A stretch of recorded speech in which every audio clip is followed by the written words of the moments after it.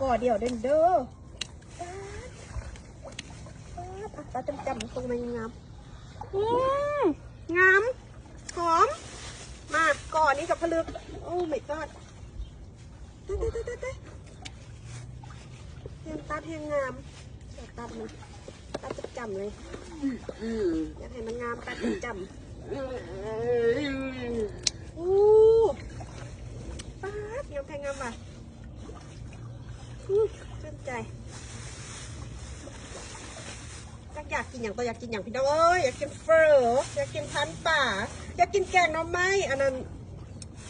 ยอดอันนั้นมันกำลังงามคุณน่ะมันต้องล้างเขาตู้เย็นไว้มันคอยนานเนาเราจะกินจังล่างและมาตัดยอดปื้อกันต่อเนาะเอาไปลอกไว้ใส่อันแกงหน่อไม้ใส่ขั่วใส่อย่างก็ใส่ไปเอาดอกมันไปก่อน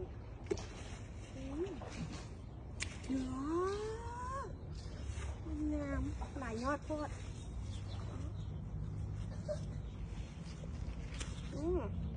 งามตัดเท่าไหร่มันยังตรงตัดมันเลยอุ้ยดอกมันนะ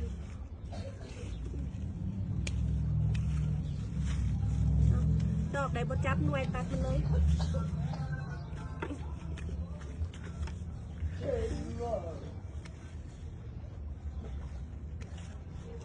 ยอดนี่ยอดหมักใหญ่คุณนะตัดมันเลยนี่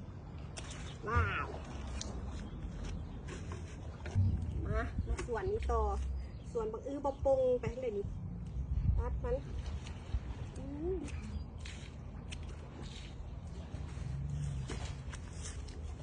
เอาไปไว้ใส่แกงเนาะไหมโอ้ยเกิดเป็นมือมามีแต่แนวอยากอย่างตัวยากอย่างเป็นตะจอยปะงามงามกินได้วะกินได้เบิร์ดกินต่อสารยอดกำลังจับมากดอกเลยบ่มีมากตัดเอาไปเลยโอ้หลายเติบอยู่เด้อ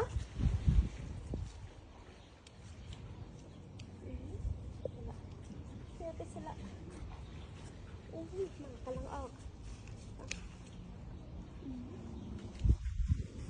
เรียบร้อยโอ้ยเลิศสามวนแหงเนาะฮะปั่นน้ำมาสิบลงน้ำมือนี่อดบริหารสมองเป็นบ้าอดบริหารสมองมาหลายจอยเอ้ยบนหนาวะจอยตายไปโตลงน้ำพุ่น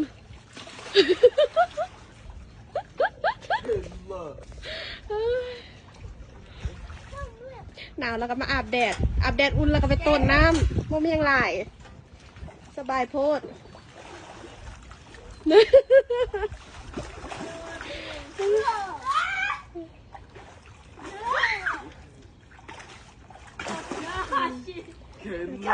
อยู่สิมาแฮปปี้1 2 3 1 2 3บังหัวกันเลยเด้อ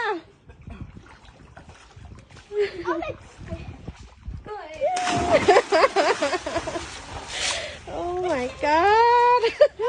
เป็นตะมวน3ไอ้น้องโอ้ย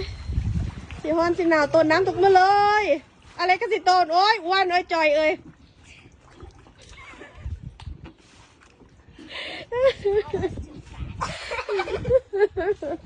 บ้านได้แล้วว่าอเล็กยังพร้อมอย่าโดดใส่กันเด้อเบิ่งกันเลยเด้อ1 2 3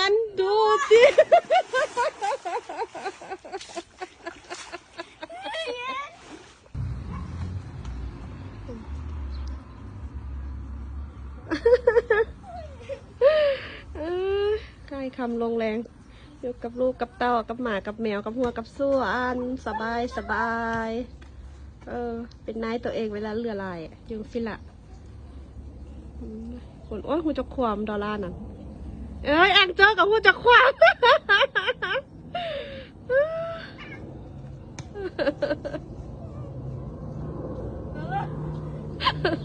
ดอลลาร์ขี้ค้านละดอลลาร์ยังขี้ค้านหลายเจ้า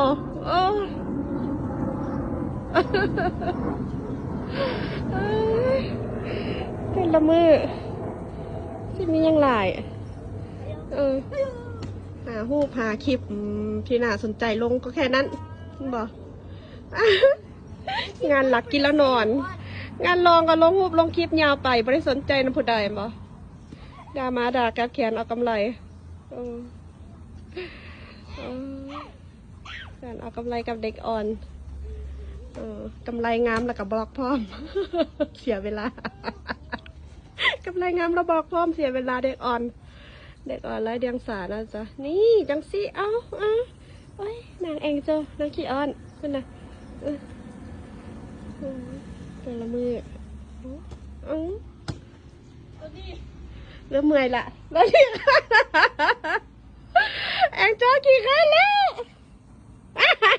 เมื่อยแล้วเมื่อยแล้วเองเจ้าเมื่อยแล้วเมื่อยแล้วบอกดอลล่ะเรียกว่าเมื่อยแล้วพักบอกยัง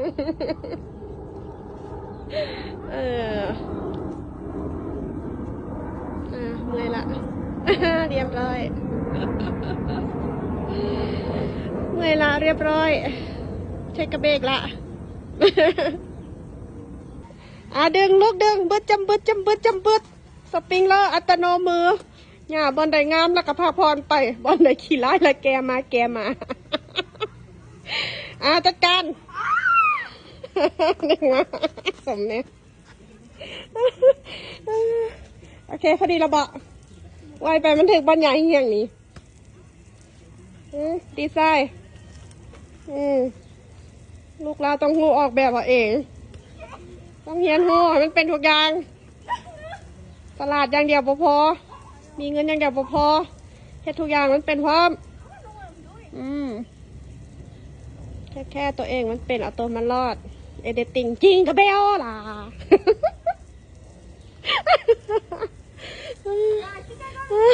ล้มขุ่มไปแล้วตอนลูกยังมาแล้วได้หนาวแล้วยังมาแล้วได้